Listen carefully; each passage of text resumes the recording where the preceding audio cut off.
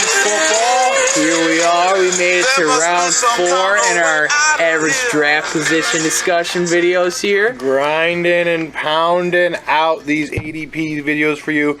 And leading off the 4th round, a guy we discussed a little bit in that 3rd round ADP video is Alshon Jeffrey. This is a guy's ceiling about as high as anyone in the rounds, say like even the 2 to 5 range for receiver position. If he can stay on the field and if he can get some chemistry with Carson Wentz, he is truly the only guy who can take over this passing offense. I mean, you're talking, this guy could easily move up into the wide receiver 1 conversation if Carson Wentz and him can get it together and if he can stay on the football field. I mean, he has the talent to get it done. The next guy I'm really in love with here is Terrell Pryor. I'm going to Washington. I think that is going to be a match made in heaven out there with him and Kirk Cousins, and I think we're looking at easy high-end wide receiver 2 production with possibly upside to middle to low-end wide receiver 1 production out of Pryor this year. I think him and Kirk Cousins are kind of in it together, both on these 1-year deals. The franchise tag for Cousins, then just the 1 year, only $5 million, I think it was, for Terrell Pryor. Oh, yeah, so they're both in a prove-it situation. Just wanted to get out of Cleveland, show what he could do with a real quarterback throwing him the football. I mean, the guy went over on the field. The guy went over 1,000 yards last year in the dumpster fire of quarterbacks that was the Cleveland Browns. I mean, my goodness, if that's not enough for you to get excited about the guy, I don't know what is. And I think definitely help out Kirk Cousins, who struggled in the red zone. Jordan Reed obviously missed some time, but having a big, huge 6'5", 220-pound receiver does not hurt that whatsoever. Next, we're staying with the wide receivers. His next pick in the 4th round is Sammy Watkins. I mean, if anybody's has the lowest of low floors, I mean, you got to be talking about Sammy Watkins out there. And I am just not on board with it. He just can't stay healthy. He really can't. I mean, you saw some very slight, some windows of talent there 2 years ago at the end of the season. But last year struggled with injuries all year. And really, Tyrod Taylor he's just not the answer there. I mean, even if Sammy Watkins is on the field, Tyrod Taylor is not a guy that's going to go out there and huck it, chuck it football all day. So Sammy Watkins is going to be, production is going to be up and down no matter if he is on the football field. And if you're looking at the guys that are going right after him in Landry and Adams, I think you definitely got to go either of those guys over Watkins all day. Oh, like the next guy we're talking, the 4th pick in the 4th round, and Jarvis Landry, who has a nicer floor in this round as anyone. We're talking his floor is 200 points in PPR.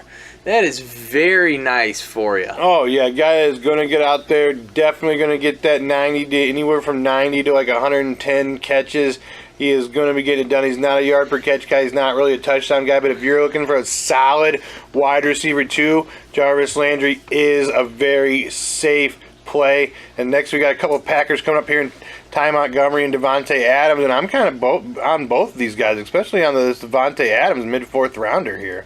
Yeah, I think Montgomery can be a guy. It maybe depends on the gameplay, just the feel of the game. But I feel like his upside still is in the passing game as a running back. So I feel like in the 4th round, if you're going for like a no running back strategy, he might be your guy in the 4th round. Or even if you want to lock up a pretty decent ceiling RB2.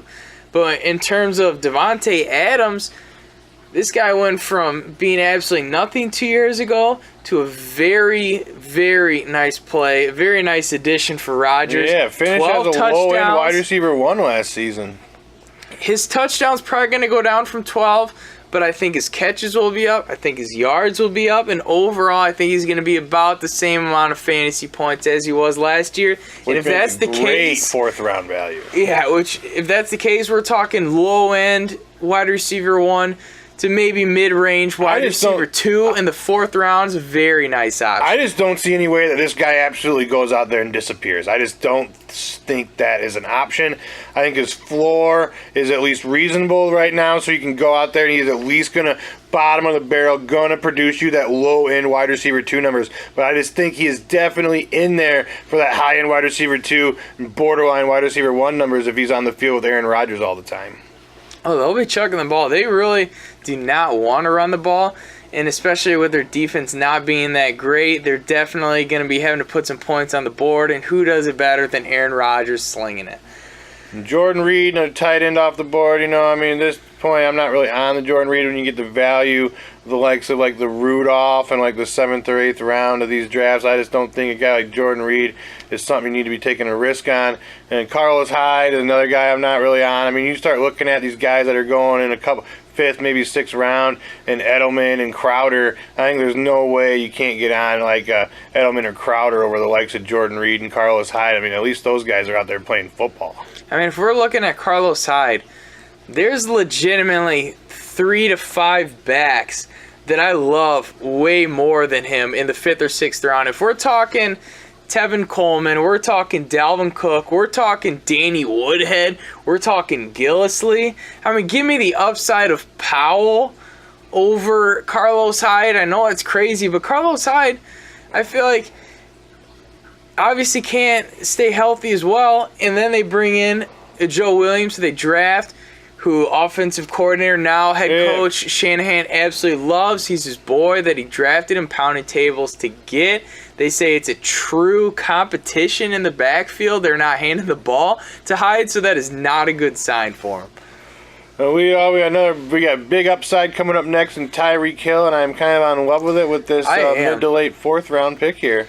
This guy was sneaking up to the 3rd round, but the mid 4th right now, I absolutely do love it.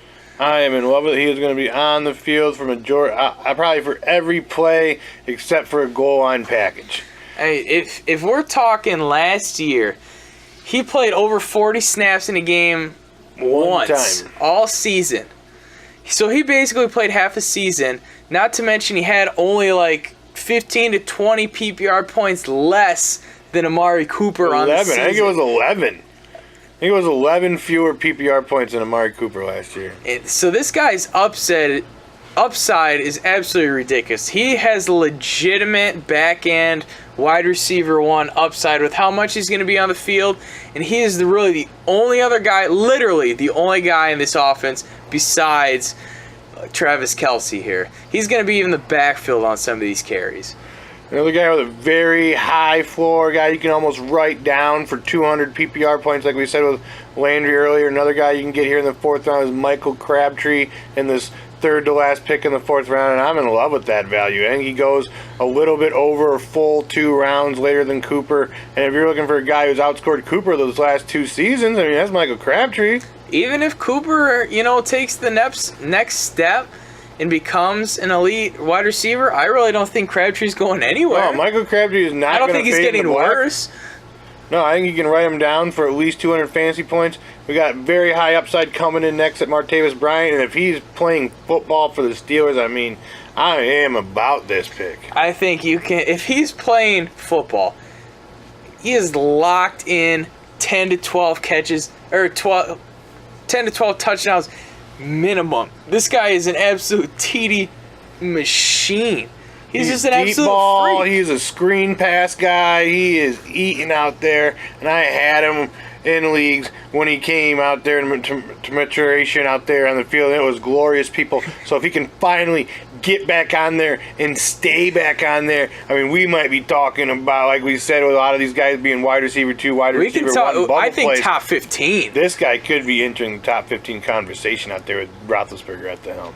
I think his ceiling, it's just ridiculous. There's no reason why this guy cannot be a top 10 wide receiver this year. If he can play every game, if he can keep his head on straight, they're going to be chucking it. Roethlisberger throws a hell of a deep ball. You even saw, what was the stretch that Sammy Coates was on last year? You know he's going to be eating up all that single coverage because they got to have at least 7 in the box for Bell, and they got to be doubling Antonio Brown. So he's going to get the single coverage from the second best corner on the team, and I just think he's going to be able to eat those guys alive. Sammy Coates last year, who's their main deep threat, and Martavis Bryant, absolute head and shoulders above Sammy Coates in terms of ball skills. But Sammy Coates had a stretch last year. We had 4 or 5 games in a row with at least a reception over 50 yards. Yeah, Sammy Coates, my goodness, Sammy Coates is a player that might not even be making a 53-man roster this season.